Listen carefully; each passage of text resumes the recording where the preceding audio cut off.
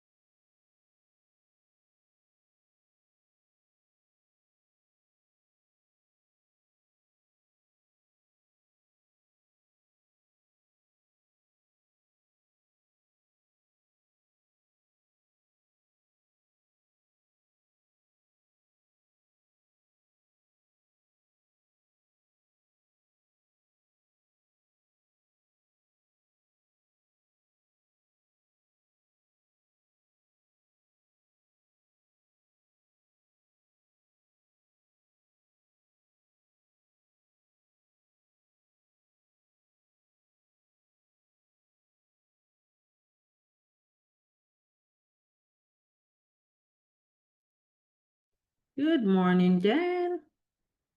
How are you, Dan? Let me take my glasses. Oh, that's so much better. Hey, Kimberly, are you still on?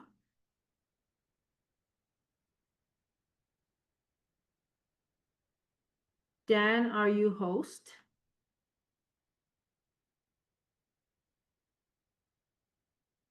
The mute button, Don, right there on the left side at the bottom. Right there, and it hasn't moved. I can hear you now.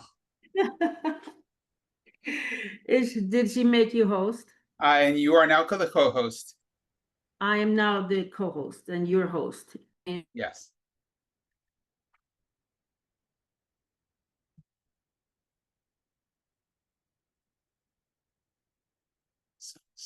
You're muted, Autherine. oh, I said, are we recording? Because I can hardly see the screen today. Let me see if we're recording. Let me see. Yeah, Orlando Ronnie says yes. Yes. Yes, we are recording. I see that now. All right. All right, well, welcome everyone. I don't know, Autherine, do you want to kick things off or should I? I will, thank you. Okay.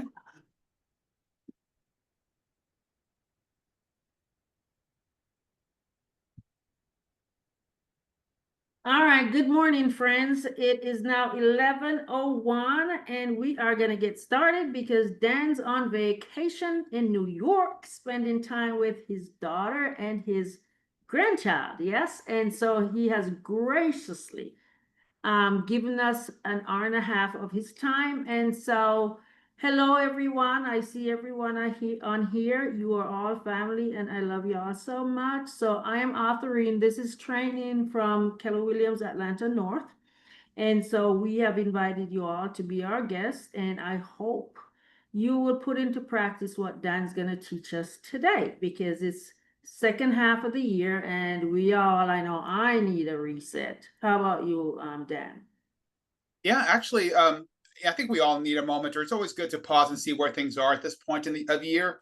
And it was really important to me that we get this in before July 1st, because we have a long weekend coming up, and it's just a great time to transition. Fresh starts are great. That it's Mondays are fantastic after a long week and a break, and you kind of hit the ground running. It's a fresh start. The beginning of the year is a great start. The beginning of the quarter is a great start, and here mid-year is a fantastic place to start. And regardless of how your first half of the year went, it's never too late. And like I wrote and shared with everyone, it's not how you start the game, it's how you finish the game that really matters. And that's one of the things I really wanted to talk about today, as I get to kind of share with everyone a little bit here. Okay, fantastic. And so Dan hails from Tampa St. Pete Clearwater area. Dan is absolutely fantastic when it comes to business planning and numbers and all of the other stuff. So he is going to cover today our big why and use the lid to get to our numbers. The part that really excites me, since I'm not a big numbers person, Dan, is the fact that you're going to talk a little bit about the DISC.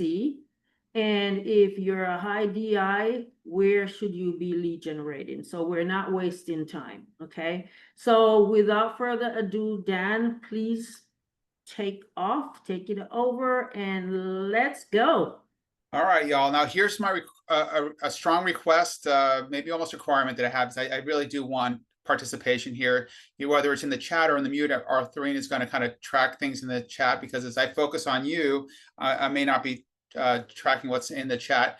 And Arthurine, please feel free if something pops up to just interrupt me and go from there. So, I have to be honest with you. I'm on vacation.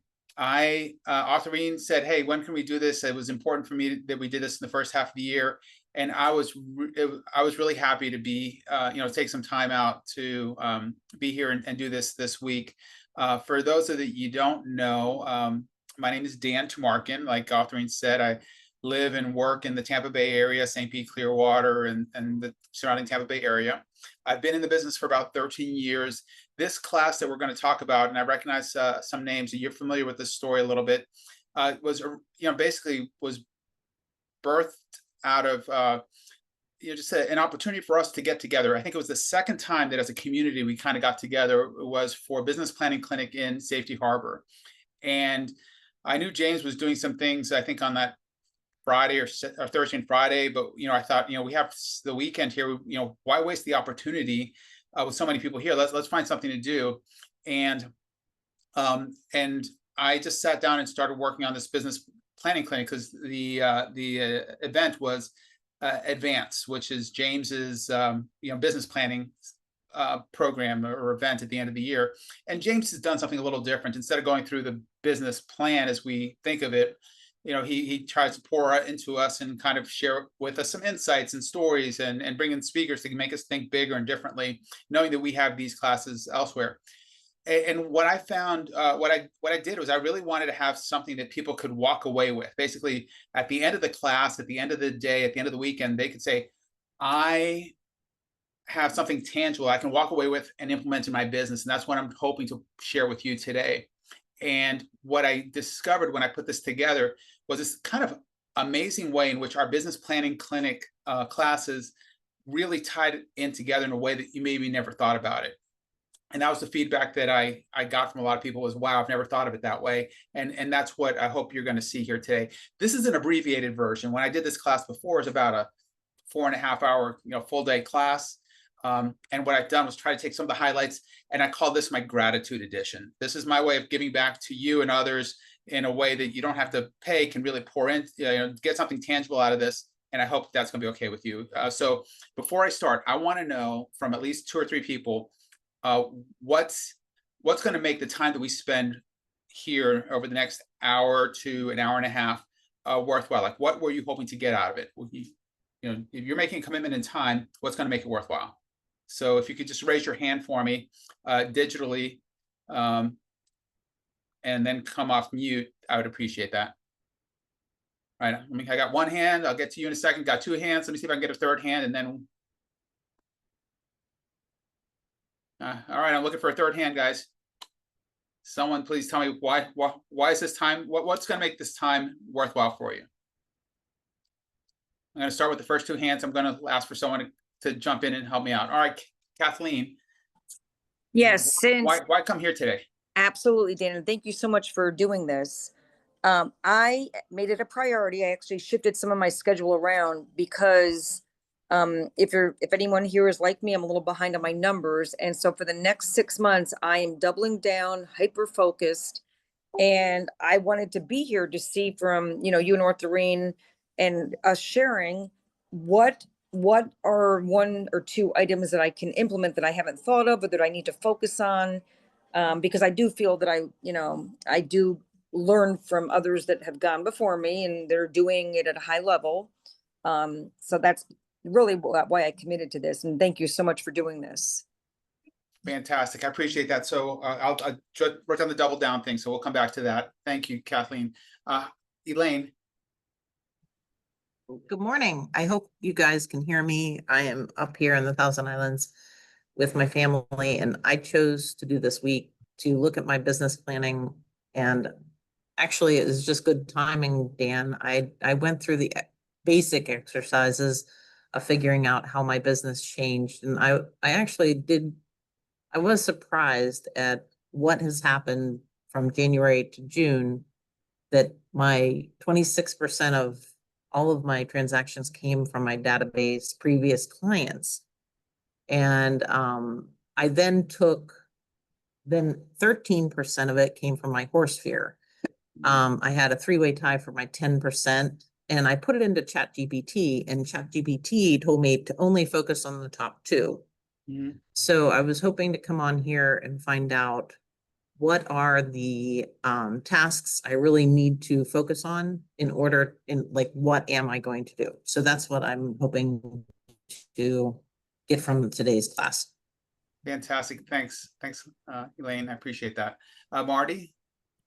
Good morning, Dan. Good morning, everyone. Dan, I think I've been a huge supporter of you from that very first business planning clinic.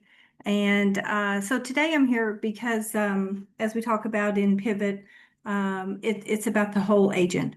And so although I have been focusing on personal and health and everything, getting that big piece of the puzzle together, I'm continually definitely taking care of clients as I go throughout the year, and just need this today to bring in the big picture, the different levels and layers that I'm working on adding and getting better at.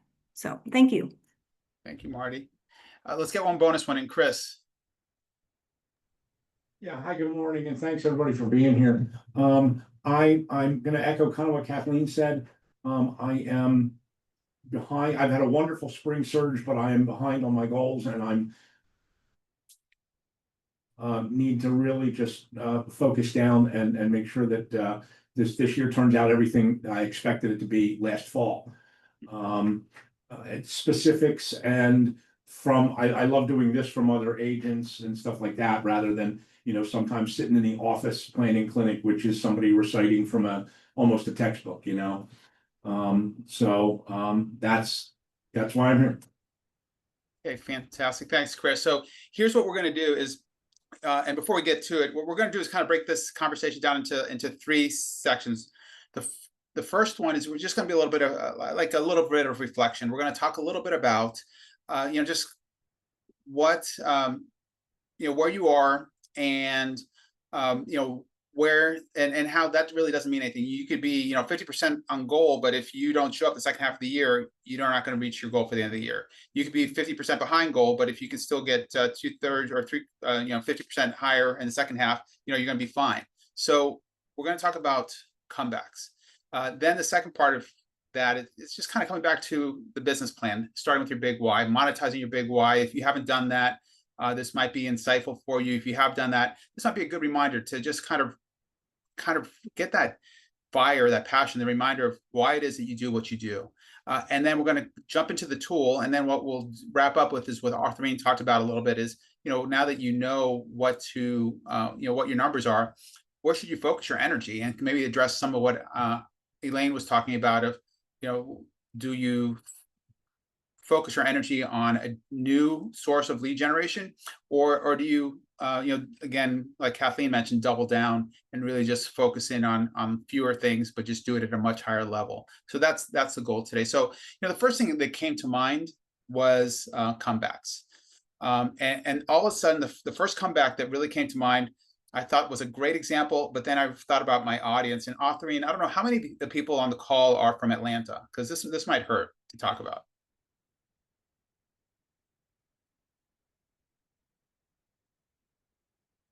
Do you have a sense of roughly how many of the 25 you're muted right now? Yeah, it looks like about 6 to. So about a third, maybe a quarter. Yeah. Mhm. Okay, 20%, 20. Okay, all right, great. That's going to work out great, because as I was thinking about comebacks, the first comeback that I thought of was, of course, I think it was 2016 Super Bowl in Atlanta. Atlanta's crushing it.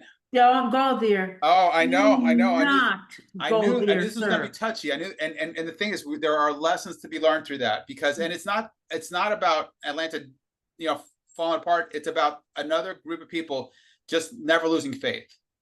And I was actually watching the highlights of that game before this call, just to remember what happened, because of course, for the folks in Atlanta, and it could have been any other team, that was just, the lesson there is, it doesn't matter where you start. It doesn't matter how you started the first half of the year. It doesn't matter if you had an awful first quarter and then a booming second quarter. It doesn't matter if your second quarter wasn't so great yet and you're still not on track. What really matters is what you do from here on out. And as I was watching the highlights of that game, what I saw was two things. Is that, and this is going to sound very familiar, that the Patriots never got away from the fundamentals. They knew what they were good at, and they kept on focusing on that, with knowing with faith that if they kept on playing their game, that they were going to get the result that they were after. And that was a key thing, is they knew who they were. They knew what they were. They didn't start going, throwing Hail Marys and just hoping, that one Hail Mary would finally get them out of the hole. They stuck to their game, their ground game, their rushing game, their defense. They had a really stout defense that put pressure on and caused a couple turnovers. And they knew who they were. And they had faith that if they just kept on focusing on who they were and what they did well, that they were going to get the result that they got. And of course, they ended up coming back and winning that game. And that's what we're going to talk about. And before we do that, though, we also know that faith, that belief came from practice, hard work, and it came from a passion. I mean, they were committed to winning. Both teams were committed to winning. And that passion, when we talk about it with regard to the business plan, comes from understanding your big why. And that's what I wanted to start with next. So, Autherine, did you get the attachments that I sent you? There were two attachments that I was hoping you could put in the chat for everyone, because if you don't have them, I can look them up real quickly. Did you email them to me? I did. You know what? If you Okay. don't have them, let me see if I can get my hands on them right now real quickly. I'll go look for them. Yeah. There's actually three attachments that I sent, and I'm going to put out the first two, focusing on the big why. And this is where I'm going to need some participation in the class. We're going to go through this section relatively quickly, because I think most of you have seen this before. And let me just come back to that question in just a second. Let me just get this set up for you all. Hey, Dan, I have a quick question. Yes. I'm on my phone, but I want to go onto my laptop. Should I just get the link is the link in Early Bird, you said? The link is, I don't know if it's linked in Early Birds, but I can put the link in the chat again. Well, then how do You can put it in the chat, or maybe Autherine could share that with you so you can look at it on your phone, because this is going to be a much more meaningful to you if you can watch this or do this on your computer. Well, that's what I'm trying to do. So let me go in. So the link's not on Pivot Shift or Early Bird. I got you, hon. Oh, thanks, Autherine. Dan, go ahead and do what you need to do. Who was that? Was that Kathleen? That Yes, was Kathleen. Very Okay, good. I'll send it to you now. thank you. All right, just quickly, like in the chat, please tell me, and I just, by the way, I put in a PDF file in the chat for you. If you are at home and can print that up, that would be helpful. If you have a way to print that up and just make that copy, that'd be helpful. If you don't have it, then don't worry about it. Just get a clean sheet of paper and have it next to you. Just in the chat, tell me, have you seen this class before, done this material before? Or is this something you're familiar with? I just wanted to get a sense. Or actually, I take that back. The better question is, how many people have not seen this before? It's new to you. How many people have not seen this before?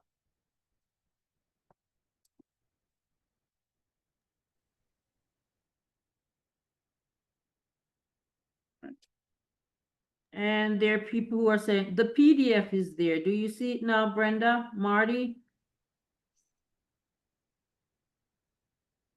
I can see the PDF. Can you see it, Marty? Yes, it's here I can now. see it now. Okay, good. All right, thank you.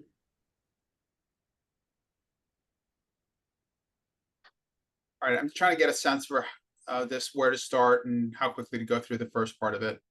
So I see just a couple people said that they got it, but I also see only one person has not seen this before. So let me just go through this, and I'm going to go through this part maybe a little quicker. Let me just do this. I'm going to share my screen, and what you're going to see in a moment is kind of an overview. And I sent you a PDF copy of what you're going to see here in Excel. And what we have here is a Excel file that basically shows you, but I created a model around monetizing your big why. And just to kind of start things off, the important question to know is, the goal that Gary Keller tells us is that the purpose of life is to truly live before you die, and the purpose of business is to fund that perfect life. And the question becomes, is how much do you really need to earn in order to fund that perfect life? And the model that I have looks at four things. It looks at what does it cost to live your, what does it cost to live your life today? Basically, to meet your basic needs. What's your total in order for you to survive? Food, shelter, meet your current bills and obligations. The next question then is, in order for you to really live a purposeful life, what can you do for yourself? Like, what's really important for you to do for yourself in this year? And you don't have the service contract anymore. And the question there is, again, in order for you to feel successful, what do you want to get for yourself? What do you want to do for yourself in 2025? Then the next question is, what do you want to do for your others? This is kind of like a significance total. And what I mean by that is, in order for you to feel significant about your life, what will you do this year for your loved ones and the people that matter to you in your world? And then finally, the question is, what is your freedom total? What do you intend to do for yourself this year, or get for yourself this year for your future self? And I'm going to ask you for some numbers here for some of these things, and I'm going to give you an example of what I mean here. And we're going to go through this relatively quickly. So what I need is someone to help me out here. I need a volunteer, someone that will just kind of share some numbers. These numbers don't have to be exact. They could be kind of made up. If you don't know the exact numbers, just give me a ballpark number of what you think these numbers are for you. And we're going to kind of create this for you. And in the meantime, if you have a hard copy of this from the PDF I sent you, feel free to print it out and just start writing what these numbers are for you, because you're going to need them a little bit later. So I need a helper. Go ahead and raise your hand if you can help me out here with these numbers.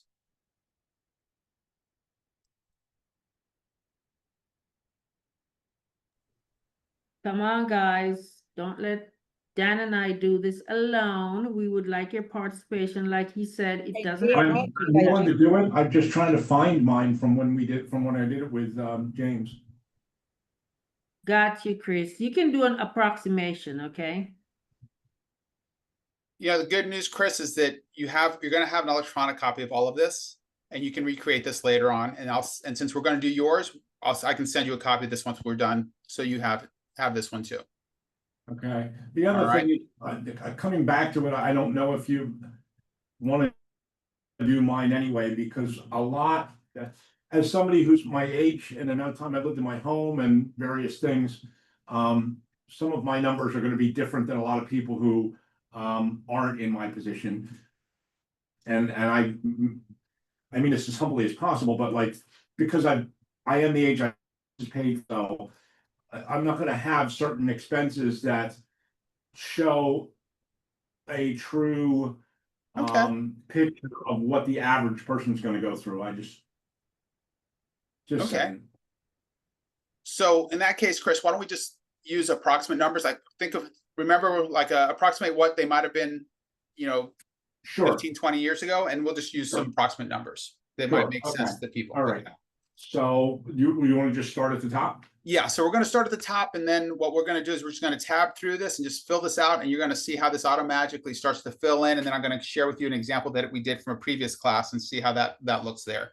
So Okay. so So you want me to just you spit know, out just as a starting point, Yeah. what does it cost for you to like live your life today? And you know, how much money do you need in order to survive? Like, and Sure. starting with housing and utilities, like Right. rent or mortgage numbers? plus utilities approximately. And Right, mortgage at the time and utilities and housing and the taxes that go along with it, go like 3,500. 3,500, okay. And then additionally, how much would you say that your utilities are? I lump that together. Lump that together. Okay, perfect. Okay. Then how about insurance? Like if anything happens to you, you need to know that you're covered so that you know, you have transportation and healthcare is met. So how much do you pay for insurance on a monthly basis? Approximately About $1,000. $1,000. Okay.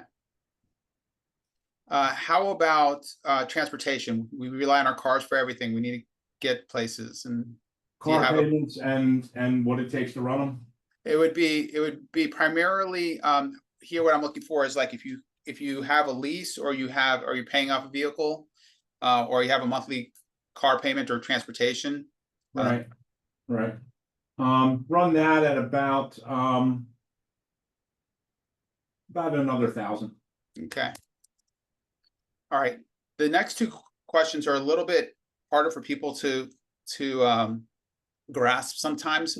What I try to do here though is when you think about the bills that you pay every month, you have your housing bills, you have your health bills. Those are probably all deducted automatically from your savings account or your some bank account. Your automobile is probably deducted automatically from a bank account. But then you have other expenses, and some people either put everything on a credit card and just pay the credit card off at the end of the month, ideally, or they just pay with cash. They don't want to have any consumer debt, and they just pay by cash, or they do a combination. So in a typical month, what's your credit card balance and your balance on any other like student loans or any other debt that you have? Yeah, that's at my age, I don't have that. So Okay, so like ballpark, if for someone, yeah, the debt service on it. not the debt service, but like if you pay it off every month, let's say. Right, yeah, that's it, right, okay, yeah, the monthly payment on it. Back when I had that stuff, call it $600 a month. Okay, so that's basically you charge $600 and you pay it off at the end of the month, ideally. Because if you're not paying off the total, then that's going to create The debt. monthly expense of what that says is $600, let's call it. Okay, and then no additional student loans or any other consumer debt, right? Right. Okay, and then additionally, you probably paid cash for things, groceries or movies or other personal care items, Sure. entertainment. Like on a monthly basis, what was your cash balance that you look at your bank statement, say I took out this amount in debit payments or ATM. Call that another $1,000. Okay. All right, perfect. Okay, great. So based on what you shared here, these four numbers added together down here at the bottom total about $7,500 or $7,100 total is the sum. Yeah. So that means that in order for you to live your life every month, you need to spend about $7,100 a month. And we know that if anything ever happened and you weren't able to work, you would still have that expense.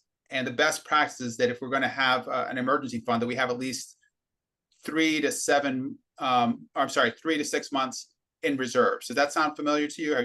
I see you Yeah. nodding, great. So that would be roughly 3 times that amount is like $21,000 to about $42,000 in savings. That's money just kind of squirreled away as part of your emergency fund.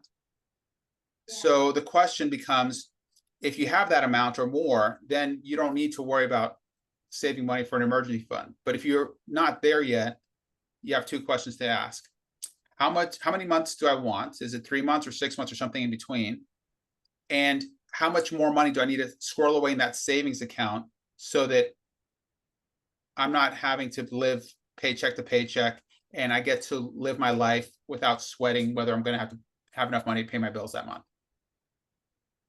So let's say, for example, that your goal is that you want to have at least 6 months in reserves, $42,000. In this example, do you have $42,000 or are you somewhere less than $42,000? You asking me now? Yeah, Yes. yeah. Okay, great. So what we would do Let's is, say, for the purpose of our example, let's say I have half that. okay, for the purpose of this example, if let's say you have half that, then what we would do is we would go ahead and want to put another $21,000 so that we buffer ourselves, especially like as we're heading into maybe a slower market in some parts of the country. So you have peace of mind knowing that if things slow down, you're still paying your bills and your family's got a roof on their head and you're not sweating every night and staying up at night. This is peace of mind money. Okay. So let's say you wanted to go from 3 months to 6 months. We need another $21,000 in savings. Okay. All right. So that total shows up right there. So that's what the total is for that category of total survival money. Any questions about that before I move on to the next 2? Chris, you good with that too? All right, Are yes. you good with what we covered? Do you have any questions? Oh, yeah, yeah. Okay, all right, great. The next question is, in order for you to feel like you succeeded personally this year or over the next 6 to 12 months, what do you want to do or need to do for yourself over the next 6 to 12 months, Chris? I had basically 2 things on this. One, is next year we want to put a kitchen in the house. Okay, so And that kitchen. I was figuring somewhere in the $40,000 range. Okay, so let me get to that a little bit later. Okay. When we talk about one of the other categories, I'm literally talking about things that you want to do for yourself. Things like maybe buy a new car, things like buy and change your wardrobe, get jewelry, like ways that you want to treat yourself. That's what the question is here, like things that you intend to do for yourself or get for yourself this year. What's important to you? You want a vacation in that category? Vacation, if it's going to be with others, then that'll go into the next category. Well, just my wife, but yeah. Okay, so we'll put that in the next category. Okay. We're talking about Chris if you knew that no one would judge you, what is something you really want to do for yourself? Like get yourself a new road buddy. No. Again, now you're into the function of my age bracket and where I am in life, and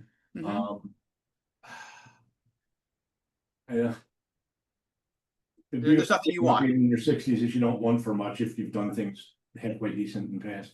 I'm not a jewelry guy. I'm not a car guy. I mean, my hobby is golf. All right. So a couple golf trips a year is nice. Okay, perfect.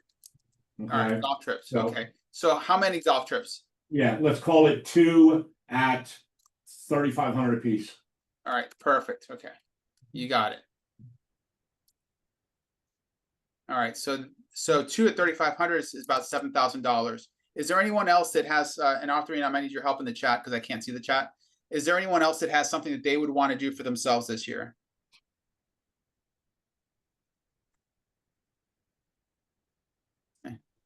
A spa retreat, please. Spa retreat. Okay, and how many times a year and how much it costs? Can we do 1 a quarter, please? Okay, 4, and how much does it cost to do a spa retreat? I have no idea. Let's say, because we're going overseas, let's do 3,500. 3,500. per. 3,500, okay. All right, so if I did the math correctly, that should be twice as much as this other one here, so that'd be $14,000. Okay? Yep.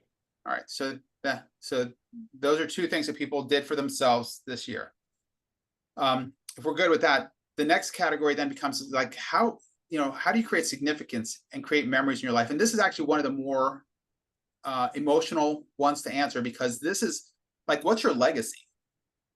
This is, what do you intend to do for your loved ones? What do you intend to do for others? This is where if you make a commitment to someone to like take your kids to Disney, you're going to Disney.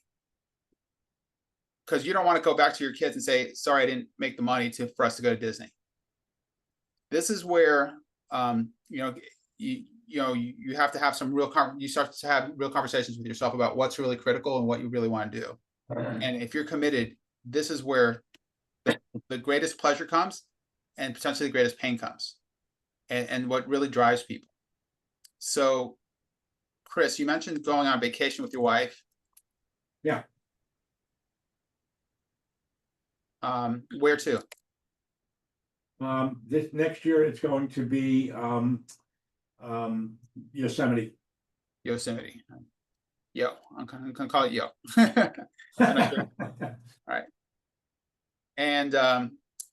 And how much will that run? Approximately, how much did you budget for that? About 15. Okay. What else? One more zero. Oh, 15. Okay. What else would make you feel like you really had a life worth living and just really impacted other people's lives that were important to you? It's not happening yet, but I do in the next 1 to 5 years expect a grandchild. Okay. And what do you want to do? Like, what would be a financial thing or a tangible thing you want to do? Just start something that's going to be legacy for them eventually. Like a college savings fund or something like that? In that arena, yeah. Okay. And with that in mind, what would it look like? What would your goal be? Well, for the year, for the starting year, let's call it 10. Okay.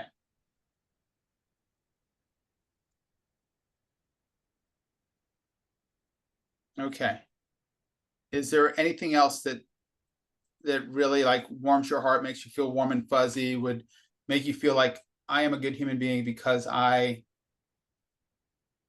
Donation to my religious institution. Okay.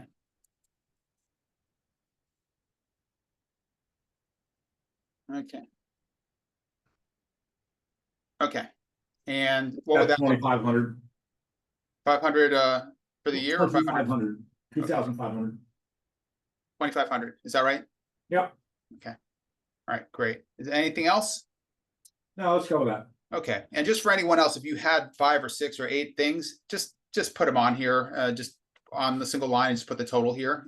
Just because I only have room for 4 things doesn't mean you only have to limit to 4. And you also, don't have to fill them up either. So the next question comes back to the house question. What are things that you intend to do this year or get this year for your future? Maybe this is like freedom money, that maybe this is a long-term dream. Maybe this is, I've always had the goal of having a second home. Maybe it's retirement money. So what are things that you intend to do this year, invest in this year, or purchase this year that was something that you wanted for your future? And this might be part of your freedom plan, your long-term freedom plan, getting your money to work for you. Yeah.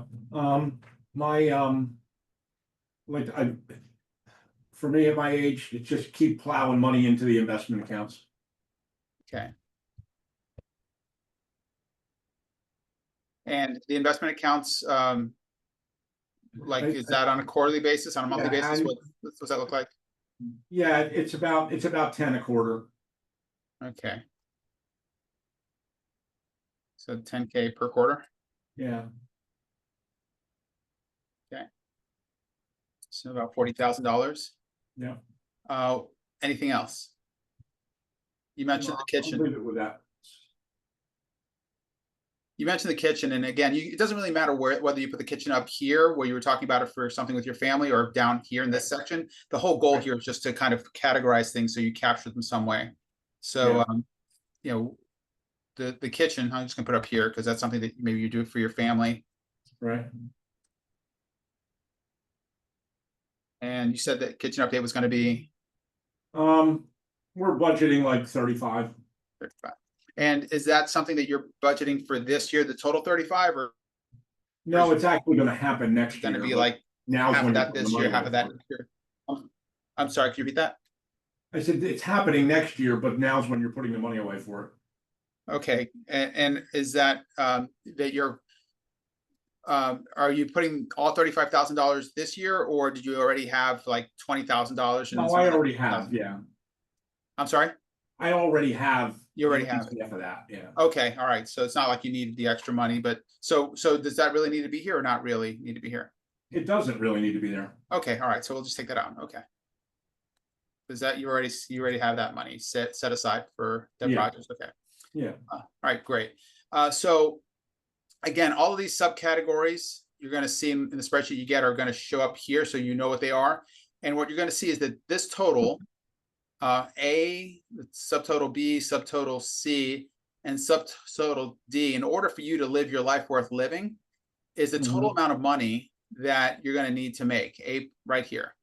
Mhm. So long as you net this amount, you can live your life worth living the way you've defined it. And now we've monetized our big why.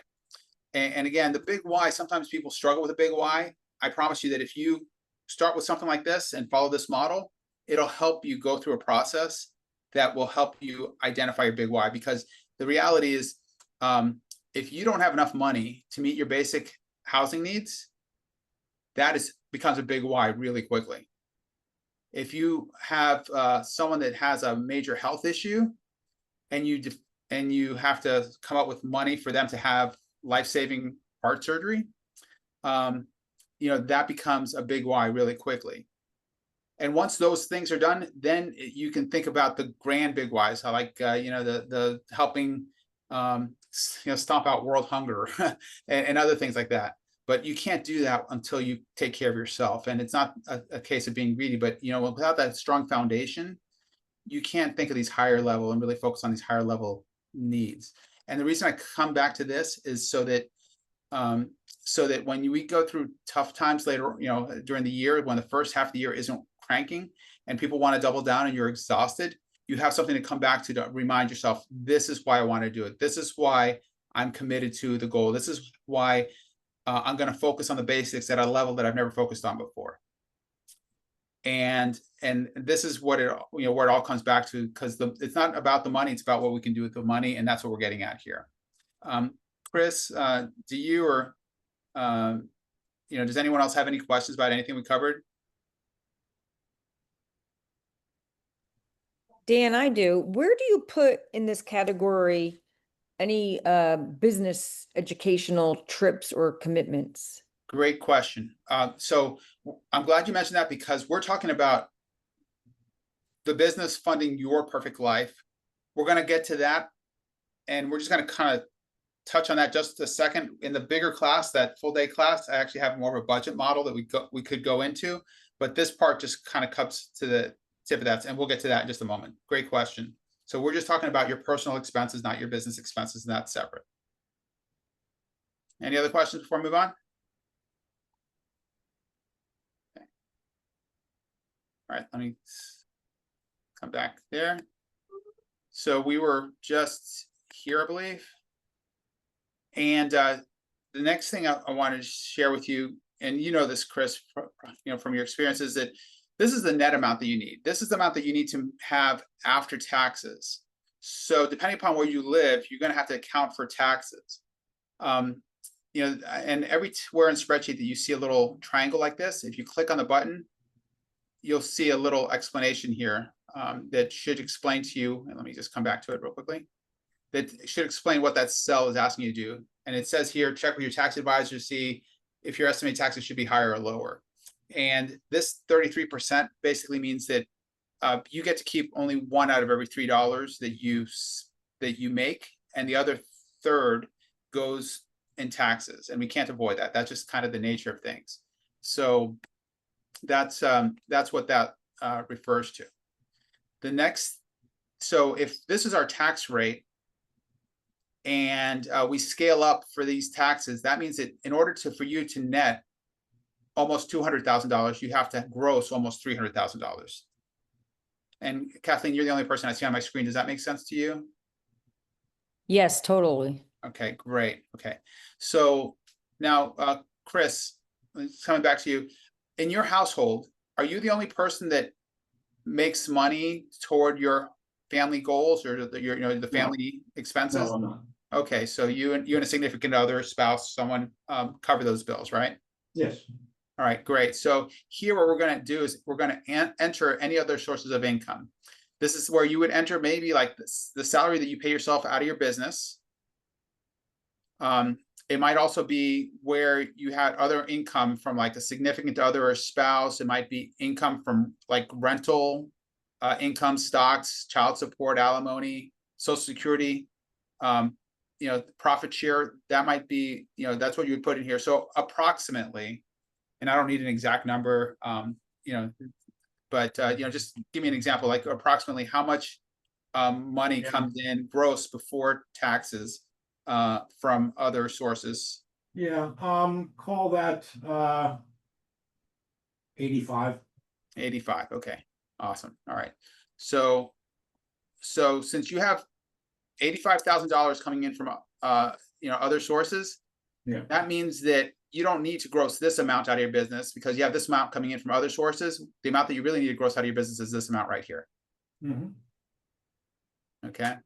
And then this, Kathleen, starts to come back to your question, is in the same way that we needed an emergency fund, or we want to have an emergency fund for our personal expenses, we really want to think about, if we don't have it yet, we should have all of our money, like not separate our money, personal money, business money.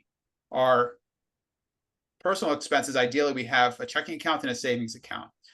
This is part of your savings account. This is part of your checking account. You use the checking account to pay for these things.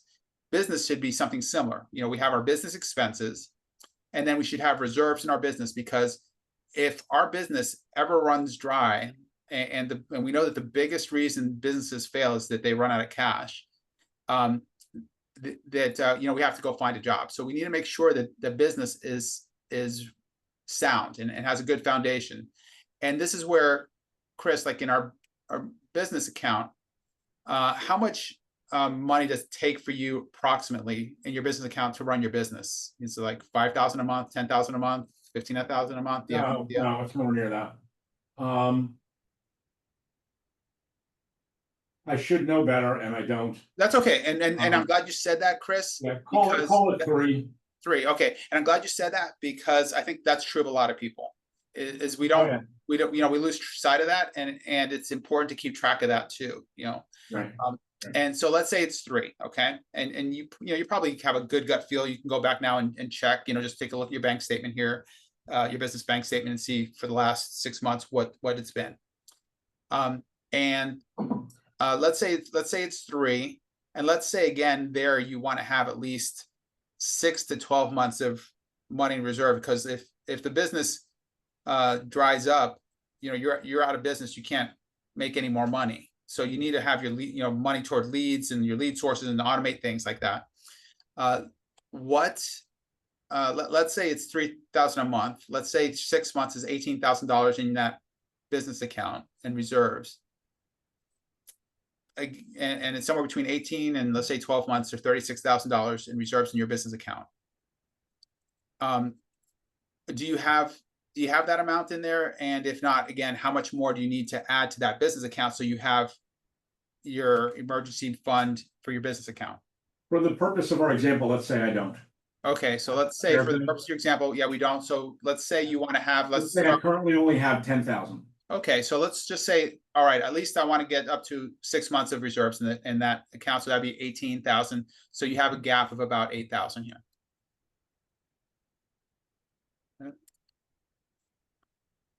So now this number just went up by this $8,000 here that we added to it. And this is really how much we need from our business to profit before taxes, so that we have this amount that we can add to reserves. The difference, including this $85,000, comes to this gross amount. Once we pay taxes, we make this amount, and now we can live our life worth living. So that's the first part. What do you think of this, Chris? Is that helpful, or Oh, absolutely. have you seen this before? Yes. Okay, great. So that's good. What has being able to look at it this way done for you, or what does it allow you to do? Well, it's like so many other things in our business. Or so many things in among people in our business. You know, we do this and then we put it aside.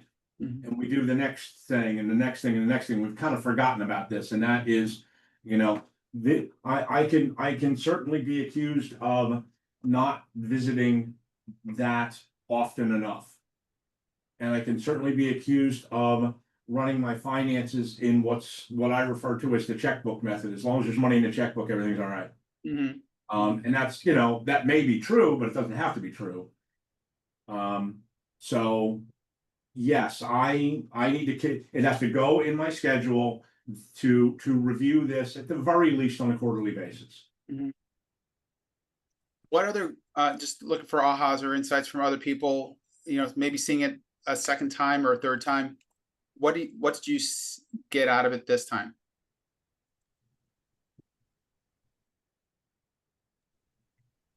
Dan, for me, it was really just writing down some, immediate thoughts without doing a deep dive, but really separating what I'm going to do for myself versus for others. And then things that I intend to do for it's all three of those. Like I kind of didn't even think about myself. I think of family, the grandkids, also, for my future, buying a second condo, putting money, maxing out my IRA retirement, buying stock. So I never really dove deep into just me. And I'm starting to really embrace that at the age of 65. You know, I'm glad you mentioned that, Kathleen. And my mom was a single mom, raising me and my brother. My dad died when I was 7 years old. My mom made my brother and I the center of her life and worked really hard for us. She is a great role model. And I'm so grateful for her. At the same time, there are times where I wish she would have done more for herself. And again, coming back to that reality that until, you can only give so much. You can't give from an empty well. And you have to pour into yourself and allow yourself to grow, find, opportunities to help yourself out. And a lot of moms, and you know this better than I do, and I know this from seeing my mother, between culturally and just kind of what's expected, tend to put others ahead of themselves. And I think it's okay for people to say, hey, I need to do these things for myself too. So you're not being selfish, you're self-sustaining yourself. You can't give and give and give and give without eventually just draining the well. So it's important to find ways, whether it's, finding a therapist, going to the spas, just doing things to help pour into yourself. So, I'm glad you mentioned that, Kathleen. And Dan, on that note, saying no is a beautiful word. And I was that single mother. I am now paying the price for it because I didn't save enough in my retirement because I helped the kids with everything. Now they're all in their 30s and helping me. And that was a big change, mindset shift, habit shifting. It's okay to think of yourself and do for you. Because in the long run, I am single, I am taking care of myself and I depend on myself. So, and just to also give ourselves enjoyment, go to the spa, get a massage, go golf. I think for all of us at any age. Yeah, absolutely. Absolutely. So, the most important part, I think, of what we're going to do today was the part that we just did. That's why I spent so much time with it, because a lot of us don't take time to think about these things. However, let me get back to the spreadsheet. I attached a spreadsheet that's in the chat in just a second. You'll see it. And that spreadsheet, Authorine, could you see if you could attach the spreadsheet that I sent you in the chat? It's saying they can't send while I'm in it right now. I have all three of them in the chat. Which one do you want? It would be the bigger spreadsheet, the one that's called the Gratitude Edition. literally just And added all- Nisi just attached it. Yeah, I literally just added them, all three attachments. Yeah, in here, it's right there, At, Dan. All right, at 11:50. All right, fantastic, thank you. So, that Gratitude Edition is gonna be what we're gonna be talking about, and my whole goal with this part is just kind of give you an overview of how to use it, because what I want for you is to have a tool that you could use to define your business. How are you gonna either get on track, stay on track, focus on your track, and just, understand your numbers. I did not set it up like so that it's now looking at a 6-month window for the end of the year. Think of it as a rolling 12 months. And over the next 12 months, so between July 1st and June 31st or June 30th, what do your numbers need to be in order for you to reach your goal over the next 12 months? And that would be the easiest way to look at that. So this is what we're going or transitioning to is I took the same spreadsheet that we had a moment ago. And in this case, I have numbers from a previous session that I did. So just know that the numbers are different, but the process is going to be the same. And what the numbers, in this example, these were these person's numbers. They wanted money to pay off credit card debt. They had an outstanding credit card balance. They wanted to do that for themselves and get out of that debt. They wanted to get some braces to straighten their teeth out. They wanted to travel with family, save money for their kids. $100 a month for 3 grandkids. Do charitable donations to one of the children's charities that was important to them. And then these were some of the things they talked about that were important to them as far as investments. And in that example, what they had was that they needed this amount here in order to live their life worth living. And this is what they had from other sources. They didn't need any business money, but they, their total business profit they need to get out of their business this is the amount they need to get out of their business to live their life worth living. When they add this number plus this number, it gets to this number, after taxes gets to this number, and then they can pay for everything. So this spreadsheet, what people have liked about this spreadsheet the most is that it ties together the economic model that you're familiar with in a kind of a seamless way. I say automagically. And again, this is kind of like the simple version, but it does give you a lot of ability to do a lot of things. So for example, in this example, this person needs $135,000 after expenses. So basically, how much GCI do they need to have? Well, they're going to have cost of sales and expenses.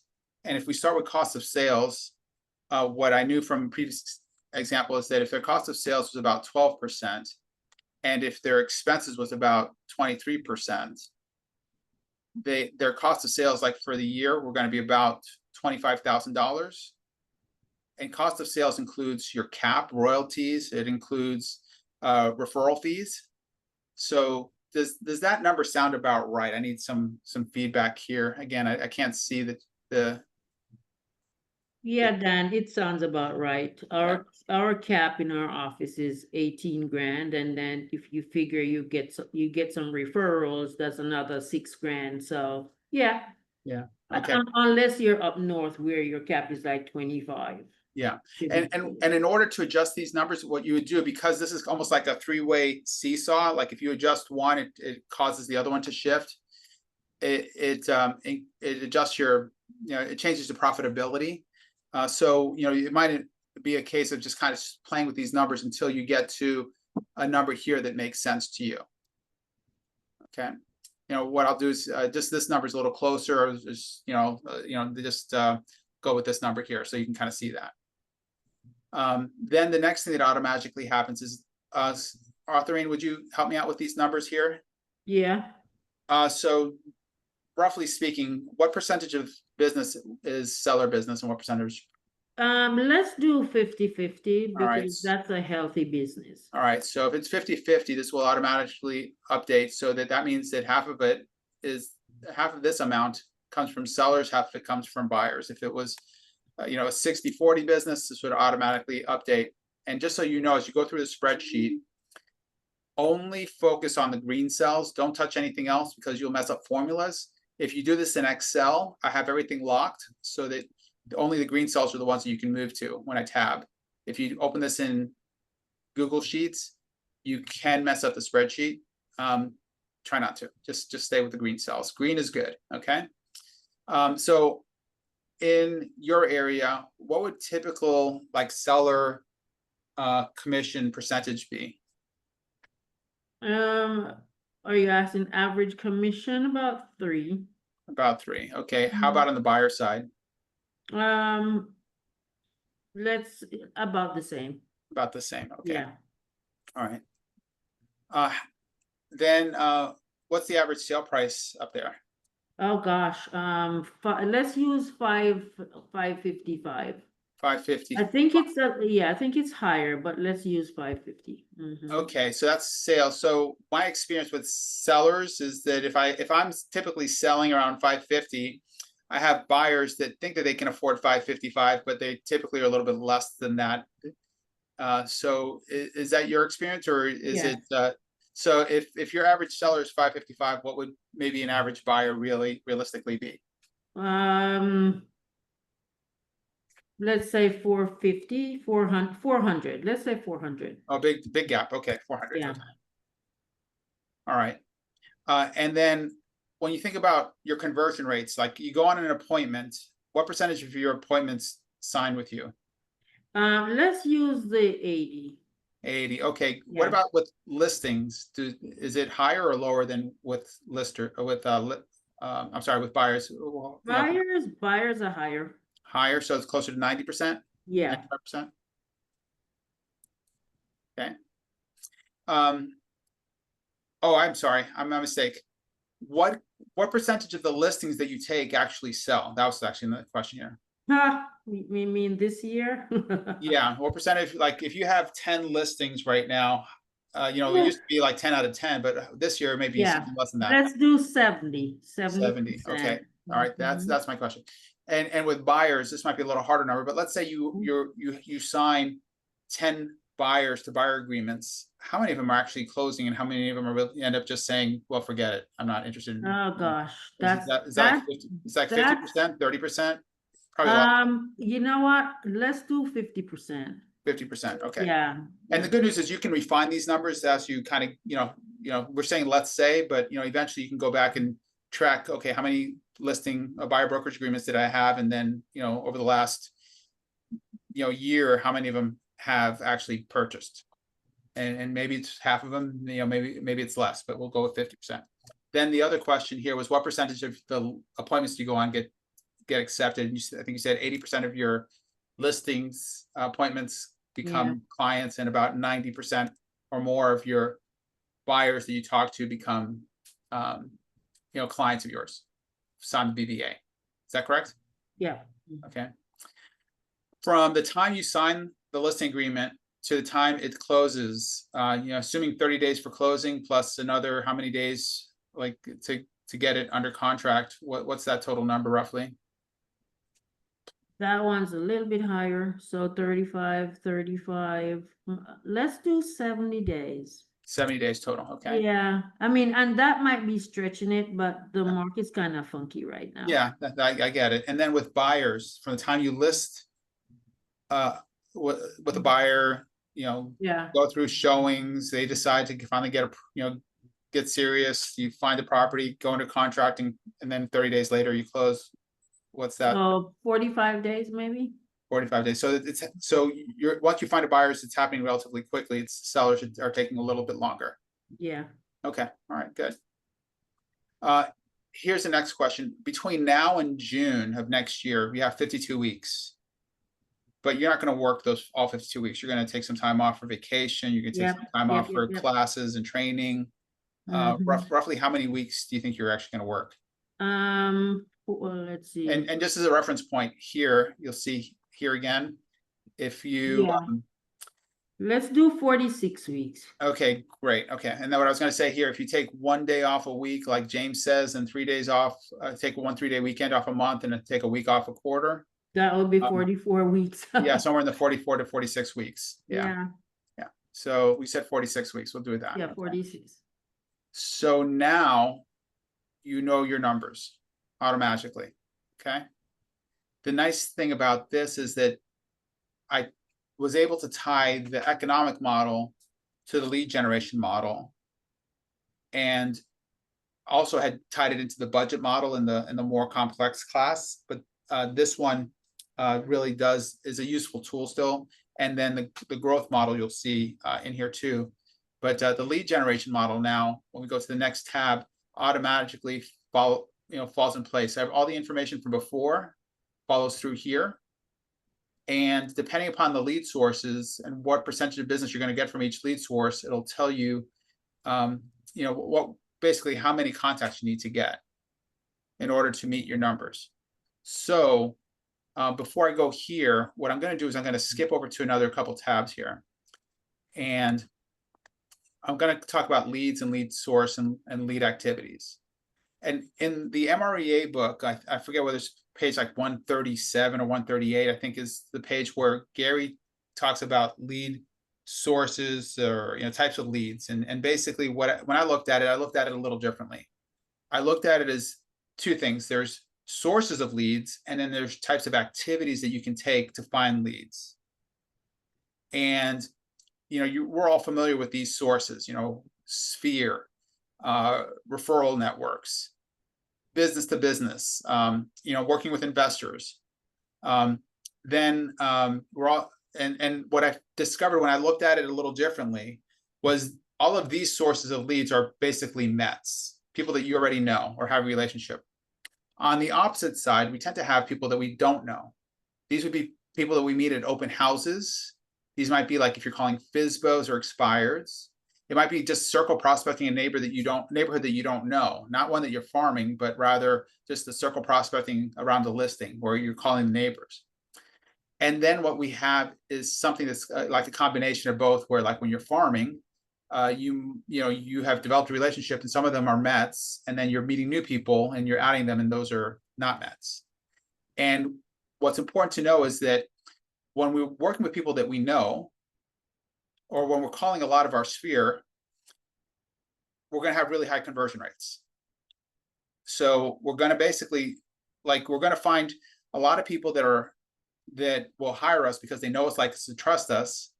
However, we're not necessarily going to hit them or talk to them when they're ready to move. Does that make sense? And Arthur, you're on my screen. Does that make sense to you? On the other end of this extreme here, when we talk about not METs, we tend to be talking with strangers, so our conversion rates are going to be a lot lower. But at the same time, basically, here what we have is lots of leads. All of these people have basically raised their hand and they said they're ready to move for the most part, especially here at the top of the list. They're at open houses because they're interested in houses. They're FSBOs because they're interested in selling. So we know that these people, a lead is someone that's looking to buy, sell, or invest, and that's what we're going to see here. And here we have low conversion rates, but we have lots of leads. Here we have high conversion rates, but we have to dig a lot deeper to find the leads. Does that make sense, Arthur? Again, you're the only person I see on the screen. Okay. So, and then here we, you have a combination, and this is going to be important a little bit later. The second part of this is when I looked at that list, what I saw was a difference between prospecting-based activities and marketing enhancing activities. And I ordered these, I put these in the order of biggest impact, or basically highest level of influence to lower levels of influence. And this was kind of influenced to me by the 7 levels of communication by Michael, I think it was Michael Mayer that did the 7 levels of communication. And where he talked about the communication pyramid, and that basically you can influence someone a lot more by meeting them face to face, as opposed to meeting a group. And meeting a group is much more influential than maybe just posting on social media or making a phone call or just writing a message or sending an email. By the same token, with broadcasting or marketing, you know, if you were on TV or doing social media at a really high level, you have a lot of credibility. By contrast, if you just have like an advertisement, or if you just do a press release, that's less impactful. So this is authoring kind of what you were asking about earlier. Is like, based on your personality, what sort of lead generation should you do? And this was something that people really enjoyed, was taking a look at your natural lead sources. And I'm not going to go into this section here about what you're currently doing right now. Actually, no, let me do that. Authoring, what lead sources do you currently do? Like, what are your top 3 sources of leads? So my top 3, of course, is gonna be my past clients. Okay. My sphere. Okay, past clients. So Yeah. my past clients and my referrals and sphere, which is, I think referrals and sphere I put as number 2. Okay. Because I get referrals from my sphere. Okay. And then, the third one this year is actually, circle prospecting. Circle prospecting. Okay, cool. Circle prospecting. Do you feel that you're doing lead generation, what's your natural, in areas that you naturally gravitate toward generally? Generally speaking, yes. Yeah. Okay, I could see that. Mm. Would you ever call, like, make expireds or FSBO calls? Do you ever see yourself making that as maybe like a primary source of lead? As a matter of fact, I have a list of expireds that I will call. I've been, of course, putting it off because that's not my natural. Mhm. But I know I need more lead sources, and expireds are one of the ones that, they put their hand up. So I keep telling myself, you need to call them. But because it doesn't come naturally to me, I have not been calling them. Okay. But I can call my database all day long. I can do my events all day long. Mhm. I will do an event every other week if you let me. Okay. All right. And I just added events there as a 4th one, maybe community Yeah. events as opposed to, okay. Mm. So out of curiosity, if you knew based on your personality what sort of lead generation sources and what sort of lead generation activities would make the most sense for you personally, do you think that would help you out? Yes. And so based on your personality type, what is your DISC profile? It's a DI, and they DI. switch back and forth. Okay, DI. All right. Yeah. So here what I'm doing is I'm gonna go ahead and put an X here as a D and an X as an I, and you're relatively, by comparison, you're low C and S. Is that right? I'm a me.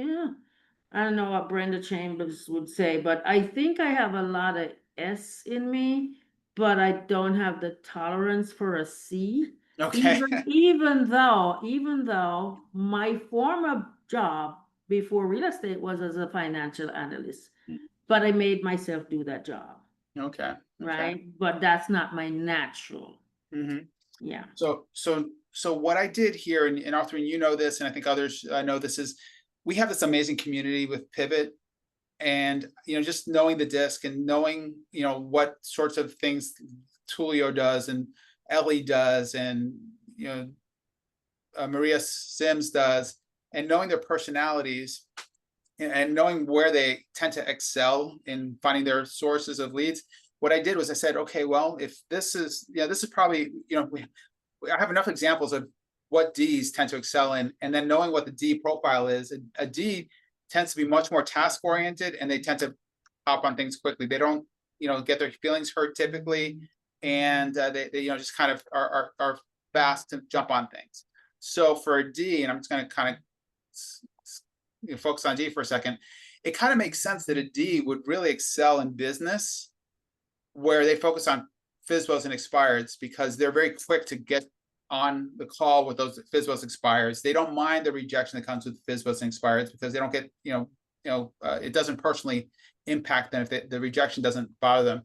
Working with investors where it's all about numbers, being a high D, it kind of make sense because again, you know, they're just looking at the numbers. Is it good or bad? They don't get caught up with the emotion of it and not interested in that. They just want to know, does it make sense? You know, these are examples of sources of business that probably make sense for a D. The reason that, and I'll come back to this in a moment. Then what sort of activities make sense for a D? Well, you know, for a D, it might include activities. Let me see if I have that here. Actually, I think I left that in the other tab. There's another tab that I'll share with another updated copy of this that talks about the activities that make sense for a D. Let me see if I can pull that up real quickly, because I apologize. I think I meant to cut and paste that one here too. Give me just a second.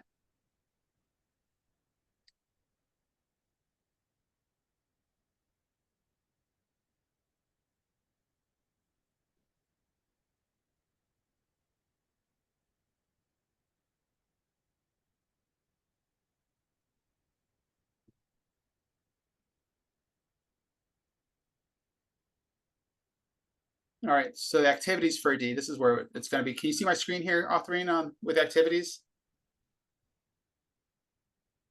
I think I'm still seeing the same. You're still seeing the old one. Okay, all right, perfect. Yeah. Okay, I know what you didn't need to do. Okay, so let me just change this. And for a D,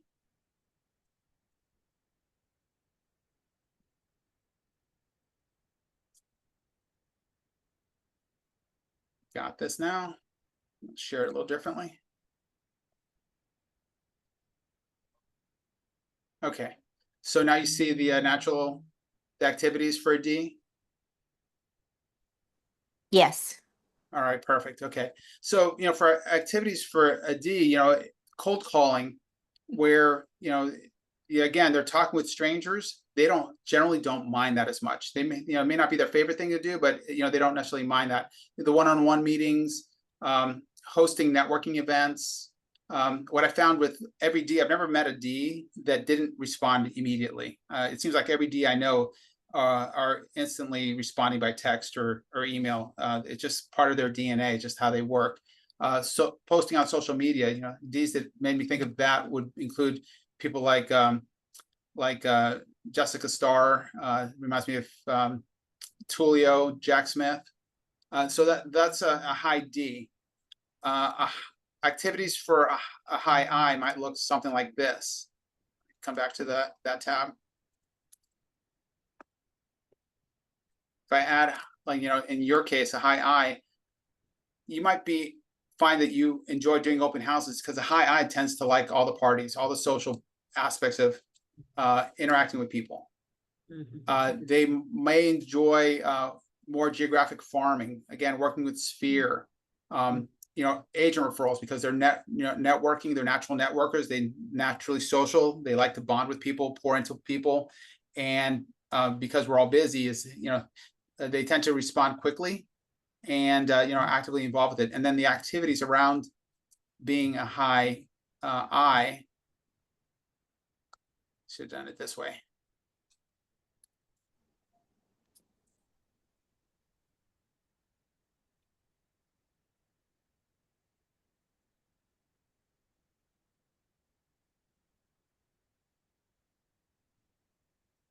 Might include door knocking, you know, having parties. You kind of mentioned this, socializing here again.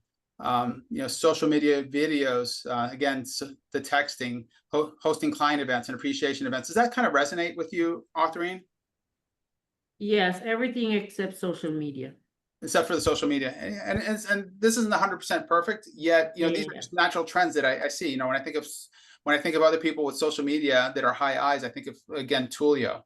He's definitely a high I. And you know, does a lot on social media. So does Erica West, another person, very high I, lots of social media done. So you know, this kind of gives you a couple ideas of where you could go based on your personality styles. Just out of curiosity, is there anyone else? And again, Autherine, you're the only person that I can see right now as I'm sharing. Is there anyone else, different personality style, that would like to see what the S? Yes, please. Okay, Yes, Karen. please. Both of those. All right, Karen. SC? And Autherine doesn't like me. That's impossible. That's impossible. Teasing. All right, so SC, let me go ahead and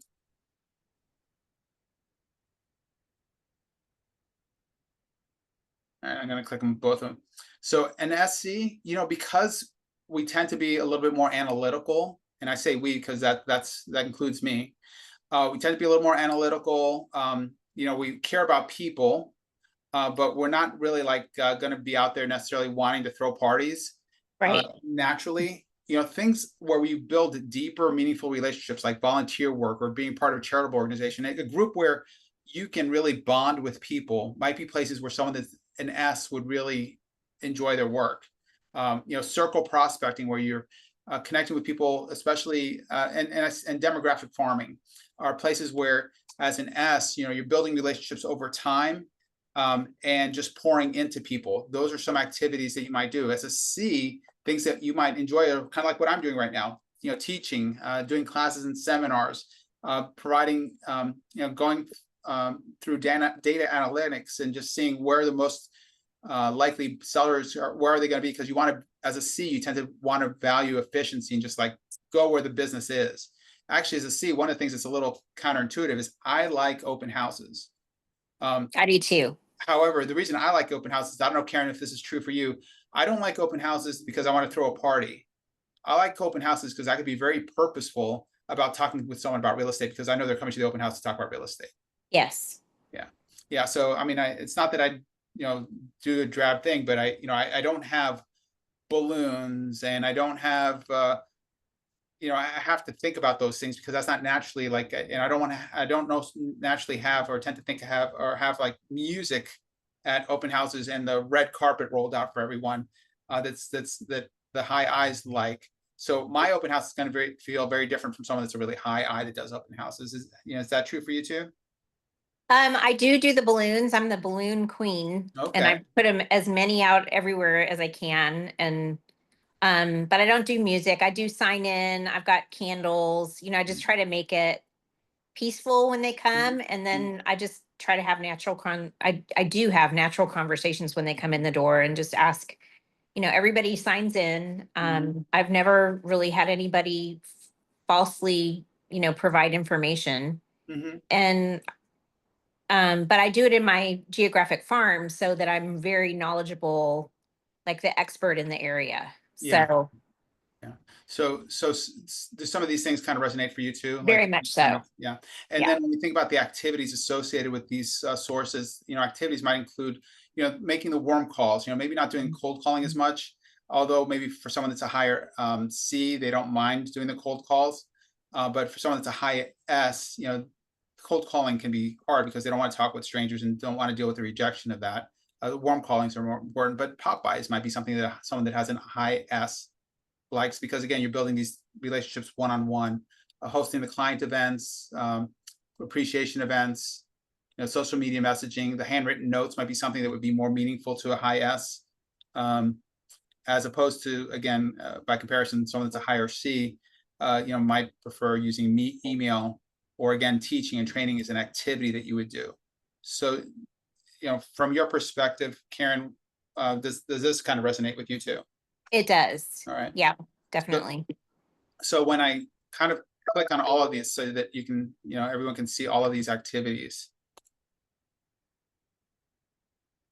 regardless of what section you're on, it gives you kind of a hint based on your personality, where you might go to find business. And this makes me think of what Eileen said earlier and Kathleen said earlier, is where should you put your time and energy and where should you double down? Does it really make sense if you're a high D to really focus on, doing volunteer work when maybe you'd be more efficient and be working in your strength zone, working more with FSBOs and expireds, or working with investors, it just gives you something to think about. It makes you think about, making open houses, like where should open houses fall into this? And again, what should your open houses look like for you? And then when you think about the activities associated with that, again, it gives you an idea of what sort of things this is really what you should focus on for doubling down. Once you know where you're going to do the sources, what are the activities that you really want to do more? Maybe instead of hosting, one party a year, maybe you do one a quarter, because it speaks to you, it's consistent with who you are, and it allows you to be your best self. If you, are doing a high S, maybe it's instead of doing Popeyes once a quarter, maybe it's once a month. And I'm hoping that sharing this gives you some more ideas of what to focus on. Karen, you're the only person on my screen now. What are your thoughts on that? I agree. And I used to be such a great note writer, and it has fallen off my radar. And so I am going to pick that back up again. But I definitely do better with the one-on-one meetings, like the get together for coffee, get together for lunch, and I would say probably 80% of the time I do that, I get a referral. Perfect. Yeah. And I'm not surprised based on your personality type, like we were just talking about. And the reason I jumped to this is that these two sections, and I'll go ahead and add the activities tab back to this, is that when we come back here to the lead generation model, here, if I were to, let's say in this example, this was again someone else's example, they said that their top 4 sources of leads were Sphere and past clients. We grouped those together. Expireds, agent referrals, and FSBOs. We know that depending upon whether those are METs or not METs, like I mentioned earlier, we're either going to have basically a situation where we're looking at 2 things here. How many contacts we need to talk to find a lead. And once we found a lead, how many of them are going to set an appointment with us? And again, when we're talking with Sphere and past clients, basically everyone that we set an appointment with is going to, everyone that's a lead is going to set an appointment with us because they know us. But we're going to have to talk with lots of people in our Sphere to find someone that's actually looking to buy, sell, or invest in real estate. Does that make sense to you, Karen? Yes, it does. Okay. By contrast, with not METs, like expireds, basically every expired that we call is still looking to sell their property. Not everyone, but if you had maybe 20 expireds, 17 of them are probably still looking to sell, whether they admit that to you on the phone or not. However, you're probably going to have to talk to a lot of expireds before you can set an appointment. Mm-hmm. And then as you get better with your scripts, maybe this number goes from 1 out of every 10 to 2 out of every 10 to, maybe you get so good that basically every other person that you talk to sets an appointment with you because your scripts are so good. And as your scripts as you get better with your scripts, you see that you don't need to talk to as many people to get to an appointment. And this is why, when we were in Bold, you were always taught to call expireds and FSBOs because that's the most likely place to find a lead or to talk with someone that's going to lead to an appointment. It's the fastest path to finding a business is business. Otherwise, the fastest source of business opportunity, FSBOs. So, that kind of plays out over here again with FSBOs. They're not going to put their house on for sale by owner unless they're seriously planning on selling it. Who would do that? and then after that, basically depending upon your scripts, there are a lot of FSBOs out there, but if you're persistent, you follow some of the lessons that we've been taught. I forgot the who am I thinking of from our community that does the FSBO classes? Emily Peckham. You get better with her systems. That's why people can be really effective with FSBOs and create huge businesses with FSBOs, because you don't have to talk to a whole lot of them to get to an appointment. So I guess, Karen, based on what we're seeing here, and I'm going to ask again 3 or 4 people. Let me back up for a second. What I didn't do here is if, for example, you have a different lead source, let's say a lead source is like a farming lead source, something in between, like your neighborhood farm. Yes. Basically, how many people do you need to talk to get to a lead when you have a farm? Is it like 20 people you talk to before you find someone that says is a lead, or is it 10 people? What would you guess? Probably 15. Oh, okay, so basically every 15th person you talk to is saying, hey, yeah, I know someone that's looking to buy, sell, or invest. Yeah. Okay, perfect. And then in your farm, of those, basically, how many of those leads become an appointment? Like how many? So I know my conversion rate, Uh-huh. but from a, From a lead to an appointment, like now, okay, now they've said, okay, I'm looking to buy and sell, and I want to talk with you about it, versus, yeah, I'm thinking about it, and then they never talk to you, or they have a friend or someone else that they go with instead. well, for every lead, I get the appointment. Okay, so pretty much But everyone you my, talk to becomes it's an because appointment? I'm really serious about my conversations though, Okay, about what when I'm talking to other people. So, but the appointment may be 6 months away. It may not okay. be today. And that's fine, that's fine. Let's say that, you get close to like everyone, but let's say it's like out of every 10 leads, you'll get 9 appointments, it sounds like, something Yeah. really, really high like that. Right. So once I look at that, then what I can see is that for that lead source, for you need to talk to 17 people to an appointment. Okay. It's 15 to 1 for a lead, but it's 17 to 1 for an appointment. Okay. And then if I know what percentage of my business comes from each source, I'm just going to say right now it's going to come roughly 30. Let me just do it this way: 30.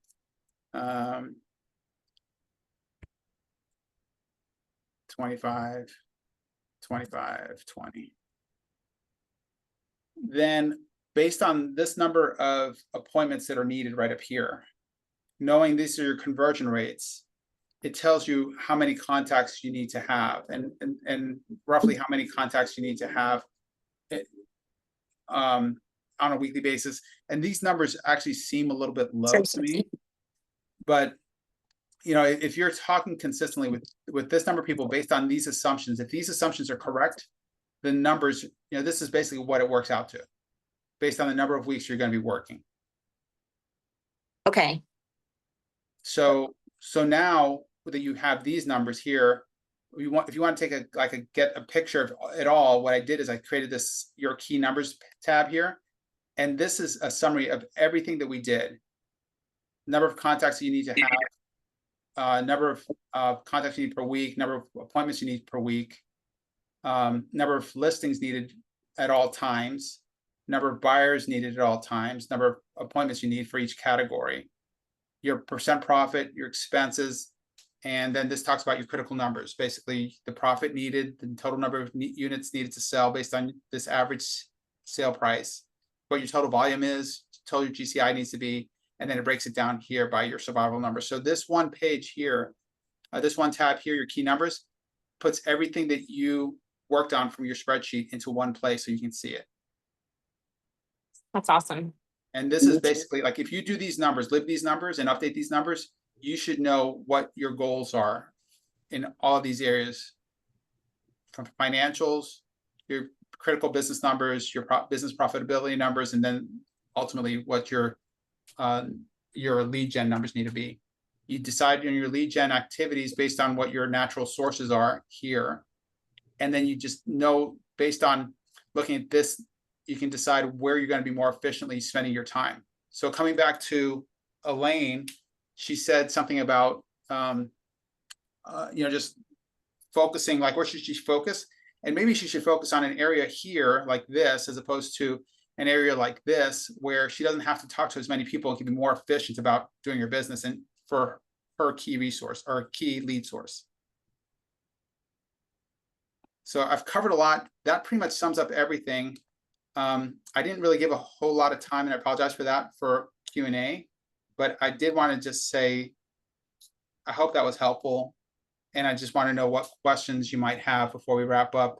And I want you to know that that spreadsheet you have a copy of what I went over. I'll send out an updated copy with that extra tab that I meant to include. And just want to know what would be helpful to cover here as we wrap up. Authorine, are there any questions in the chat that I need to come back to? Let's see. No, everybody's like, amazing. Thank you. This is fantastic. Yeah. I don't see any questions. Do you have questions, Suzanne? Because I know Susan is usually full of questions. Miss Brenda, any questions? Elaine? Did Dan answer your question a little bit, Elaine? Oh, actually, I do have a question, Dan. Yeah. What is the easiest way on the spreadsheet? Because since we're only working on, actually everything, I'm only working on all my transactions are July. You know, I already have them in place. The chances of me getting another transaction are pretty slim to none. So I'm only actually talking about 5 months. I'm talking about August, September in this quarter, the third quarter. I'm talking about October, November, December in the fourth quarter. In the spreadsheets, what is the best way to sort of start over? Because, you know, like my numbers are really 5 months. Is there a way in the spreadsheet to sort of say, okay, I'm compartmentalizing my end of the year into 5 months? You know what I'm saying? So I think what I'm hearing you ask is, it basically, how does the business model plan change for the last 6 months, a year, now that you've done it? Because you had a 12-month plan and now you want to look at it in the next 6 months. Correct. And we use the spreadsheet to do that. I think the way you do that is to take your total, the total income that you need to make for the end of this year, the balance, whatever that is. And then what you would have to do, and you can do this in the Google Sheets, is instead of carrying forward everything from the Monetize Your Big Why, you just put the total that you will need to make for the rest of the year based on that new number in the economic model. And then for the number of weeks you're going to do that work, and you say, oh, I have to do this in the next 20 weeks instead of the next 46 weeks. So it'll look like this. I'll just show you real quickly.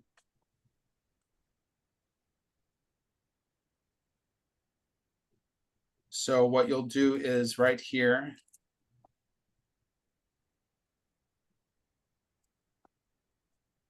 Now. So here you're going to update this sheet to, match whatever your goals are for the rest of this calendar year, the big Y sheet. And then what you'll do is, because what happens, actually, this is the easier way to do it. I'm going to give you the easy way to do it. Because this total here is annualized right here. If you put this annual, instead of looking at this for the year, just put the total you would have here for this amount, for the survival amount, put that as an item here. Okay. Survival total for the rest of the year. So let's say in order for you to survive for the rest of the year, your total is $40,000. And then, and keep the rest of the top part blank. And then this total will represent the total income that you need to have. And then when you do the rest of this, you'll update your income for the rest of the year. And then it'll give you your net profit needed for the rest of the year. And then when you go here, what you can do is change this number here to the number of weeks remaining to 20 or whatever it is. Oh, okay. Yeah. Okay. Yeah. The part that gets a little tricky, the way the formula works, is that it's otherwise going to basically turn this to an annualized cost. This monthly cost becomes an annual cost, not a 6-month cost or a 5-month, Okay. whatever you need to make for the rest of the year. Yeah. So Dan, are you saying what I'm looking at, we would just leave that for Elaine's case, or for anybody who else wants to do it, we would just leave the top part blank?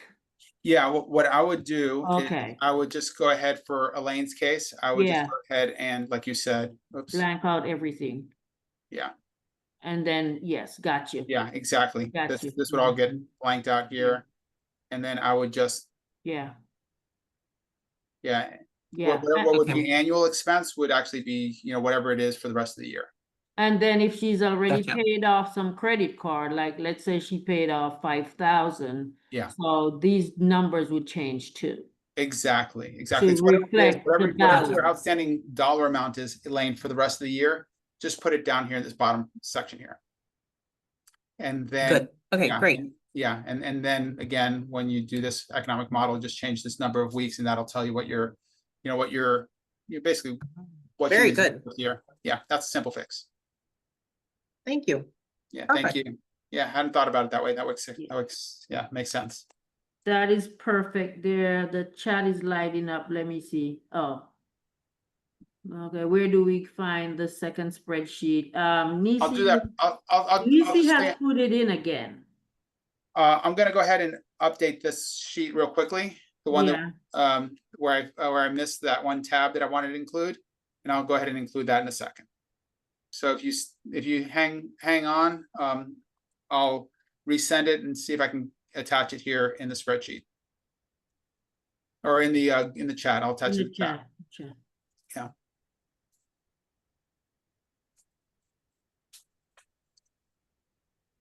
I have a dumb question. You have a So, question, okay. I know it's a technical problem that I have. I'm on my phone, and when I download it, because I can't send it to myself if there's no option to email it to myself. When I download it, where does it go? Oh, it goes in your Dropbox. I think it's where if you download it on your phone, I think it goes into your Dropbox on your Okay. phone. All right, thank you.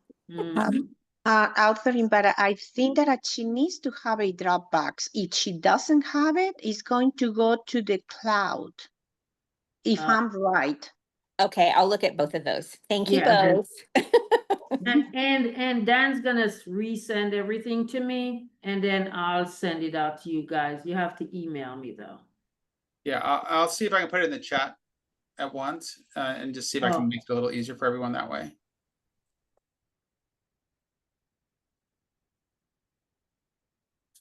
I'll grab it from the chat then. Okay.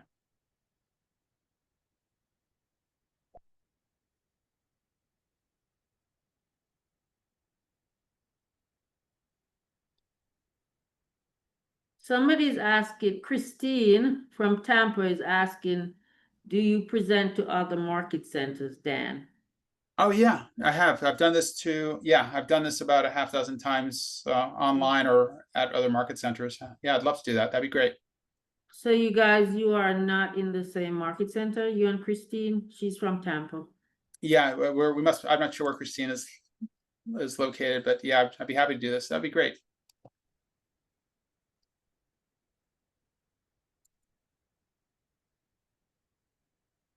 And Christine, if you want to put your market center in the chat, I will gladly catch up with you separately.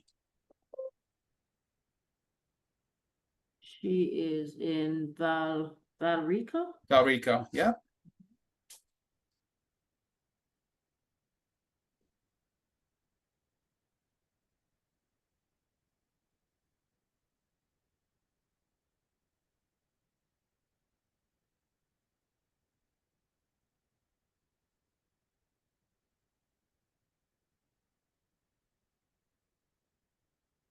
Elaine, it's authorine@kw.com.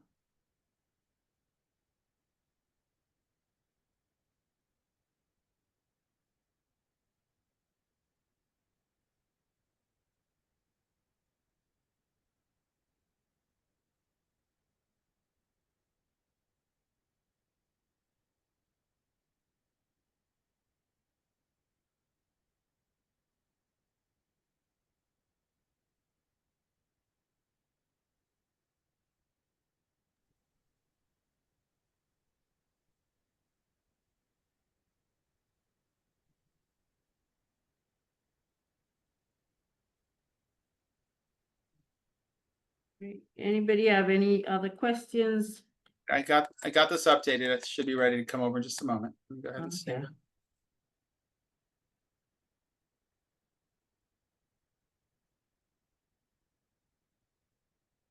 And while we're waiting for this in the chat, Any questions?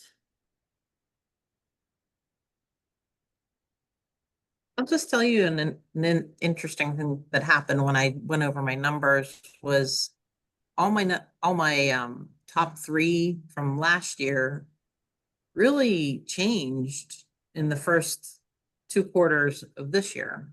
And that sort of surprised me. And I was thinking, since I've never really had any results come from open houses, and I started to have things come in from open houses, I sort of gave more credence to it. But when I actually did the calculation, I did have a little bit of activity, but really it's not my true focus. It's not my true where most of my business came from. So I use Clarity Now to put in all of my transactions, and it asks you, where does your business come from?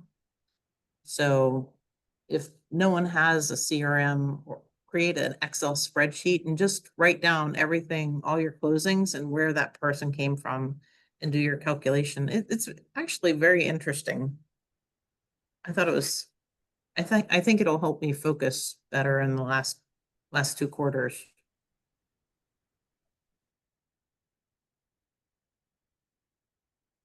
Really likes you, what was that called? Clarity Now?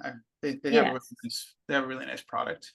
Will you guys grab Clarity the Now. business plan from the gratitude business plan so we can release Dan so he can go back to his grandbaby? Thanks, y'all. I'm gonna download this so I have it.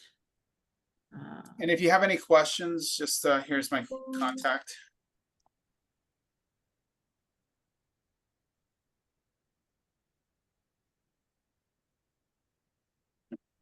Okay. So Dan is in Tampa, St. Pete, Clearwater area, so please remember him for all of your referrals. You know your referrals are gonna be taken care of because he is such a detail-oriented person. Thank you, Dan. We Thank you love all, Karina. I appreciate you. y'all. And Kathy, if you want to call me, feel free to give me a ring. Thank you so much. Thank you so much, Dan. Oh, you're welcome. You're welcome, y'all. All right.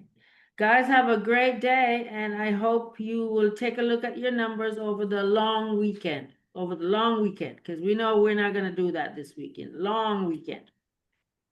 All right, thank All you, right. guys. Thank Love you, you, Dan. Dan.